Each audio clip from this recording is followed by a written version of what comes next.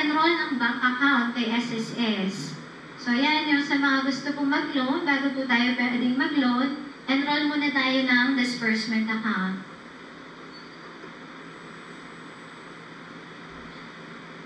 Okay, next slide please. Yan, so, balik po dun sa member, magla-login po tayo.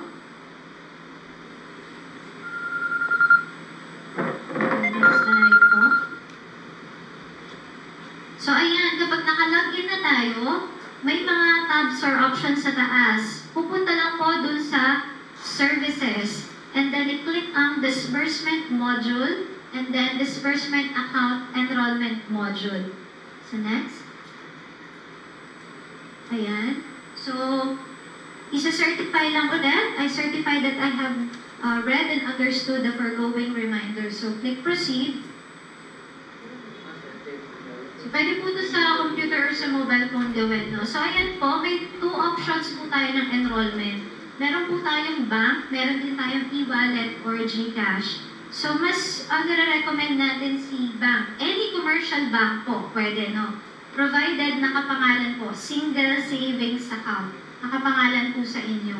Kailangan po yung pangalan dun sa account, matching dun sa pangalan nyo kay SSS.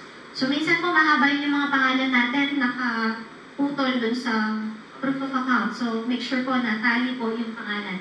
So, ayan, supply lang po dyan yung account number. And then, meron po tayo dun sa baba. Very important po yan yung mga documents na i-upload. Dun sa una po, proof of account. Pwede pong deposit slip, pwedeng ATM or passbook. Provided nandun yung pangalan nyo, nandun yung name ng bank, kung anong banko man siya, and then yung account number. Minsan kasi, madalas sa mga cards ngayon, due to data privacy, card number na lang yung naka-print. So, pwede po yung validated deposit slip. Mag-deposit lang po ng 100 pesos kay bank. Pwede na po tayong makakuha nun. Yung second po is any ID po, any valid ID, lisensya, national ID pwede.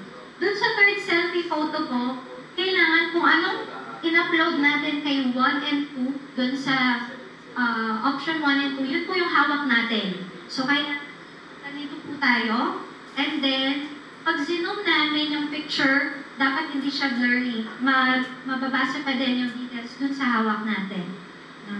And yung size po niyan is maximum of 3 megabyte po. Kapag malaki yung size, pwedeng i-convert or i-reduce. Send nyo sa messenger nyo. Liliit yung size niya pag i-download nyo. Ayan, so i-select lang yung mga details. Next na po tayo.